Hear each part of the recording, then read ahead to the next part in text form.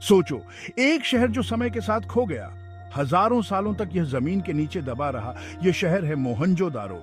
यह सिंधु घाटी सभ्यता का हिस्सा है। यह सभ्यता प्राचीन भारत और पाकिस्तान में फली फूली। मोहनजोदारो इसके सबसे बड़े शहरों में से एक था। यह व्यापार और संस्कृति का एक बस्टलिंग सेंटर था। मोहनजोदारो का मतलब सिंधी में होता है मुर्दों का टीला। यह एक सोफिस्टिकेटेड अर्बन सेंटर था। शहर में उन्नत इंजीनियरिंग और प्लानिंग थी। यह हमें एक रिमार्केबल एंशिएंट सिविलाइजेशन की एक झलक देता है। मोहनजोदारो के खंडहर एक वाइब्रेंट पास्ट की कहानियां कहते हैं। वे हमें एक ऐसी सभ्यता दिखाते हैं जो अपने समय से आगे थी। सिंधु घाटी सभ्यता कई मायनों में एक रहस्य बनी हुई है। हम अभी भी उनके राइटिंग सिस्टम को समझने की कोशिश कर रहे हैं। हालांकि मोहनजोदारो के खंडहर बहुमूल्य सुराग प्रदान करते हैं, वे हमें इस एंशिएंट कल्चर को समझने में मदद करते हैं। वे हमें हमारे मानव अतीत की इंजेन्युइटी और कॉम्प्लेक्सिटी की याद दिलाते हैं। सदियों तक सिंधु घाटी में एक खोए हुए शहर के बारे में कहानियां प्रचलित थीं। फिर 1920 के दशक में पुरातत्वविदों ने एक रिमार्केबल डिस्कवरी की। उन्हें मोहनजोदारो के खंडहर मिले। इस खोज ने आर्कियोलॉजिकल वर्ल्ड में हलचल मचा दी। इस जगह को सबसे पहले आर.डी. बनर्जी ने एक्सप्लोर किया था। वह आर्कियोलॉजिकल सर्वे ऑफ इंडिया के एक ऑफिसर थे। उन्होंने इस जगह के महत्व को पहचाना। उन्होंने खुदाई शुरू कर दी। इसके तुरंत बाद सर जॉन मार्शल के नेतृत्व में बड़े पैमाने पर खुदाई शुरू हुई। मोहनजोदारो की खुदाई एक बहुत बड़ा काम था। इसमें पुरातत्वविदों और मजदूरों को दशकों का समय लगा। उन्होंने एक विशाल शहर का पता लगाया। इसमें सड़कें, घर, सार्वजनिक स्नानागार और एक कॉम्प्लेक्स ड्रेनेज सिस्टम था। मोहनजोदारो की खोज एक महत्वपूर्ण क्षण था। इसने भारतीय उपमहाद्वीप में सभ्यता की टाइमलाइन को पीछे धकेल दिया। इसने एक सोफिस्टिकेटेड अर्बन कल्चर के अस्तित्व का खुलासा किया। यह संस्कृति मेसोपोटामिया और मिस्र जैसी अन्य प्राचीन सभ्यताओं के साथ अस्तित्व में थी। मोहनजोदारो अपने लोगों की इंजेन्युइटी का प्रमाण है। शहर की मेटिकुलस अर्बन प्लानिंग एस्टॉनिशिंग है। शहर को एक ग्रिड पैटर्न में बनाया गया था। यह एक उच्च स्तर की प्लानिंग और ऑर्गेनाइजेशन का सुझाव देता है।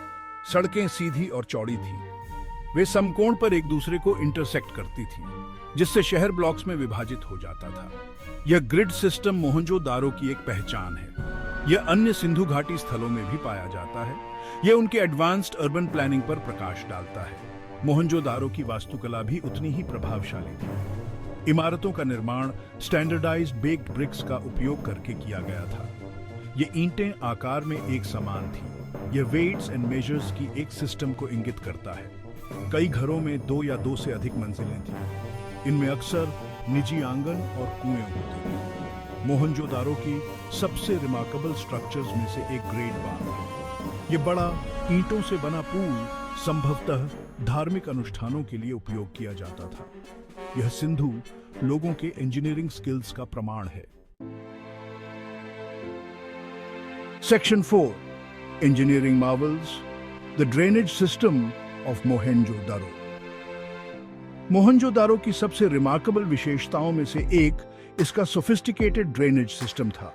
यह सिस्टम अपने समय से बहुत आगे था। यह उस हाई प्रायोरिटी को दर्शाता है जो सिंधु लोग सैनिटेशन और हाइजीन को देते थे। शहर में ढके हुए नालों का एक नेटवर्क था। वे सड़कों के किनारे किनारे दौड़ते थे। ये नालियां घरों और सार्वजनिक क्षेत्रों से वेस्ट वाटर को दूर ले जाती थी। वे मुख्य सड़कों के नीचे चलने वाले बड़े नालों में खाली हो जाते थे। मोहनजोदारो के कई घरों में प्राइवेट टॉयलेट्स और बाथरूम्स थे। ये शहर के ड्रेनेज सिस्टम से जुड़े थे।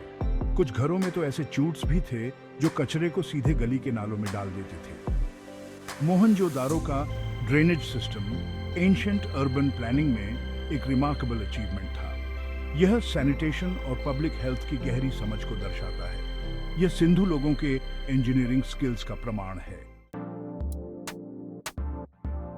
Section 5 life in the city, social and economic activities. Mohenjodaro गतिविधि का एक बस्टलिंग केंद्र था। इसके निवासी विभिन्न प्रकार की सामाजिक और आर्थिक गतिविधियों में संलग्न थे। यह शहर ट्रेड और कॉमर्स का केंद्र था। सबूत बताते हैं कि इसका दूर दराज के देशों से कनेक्शन था।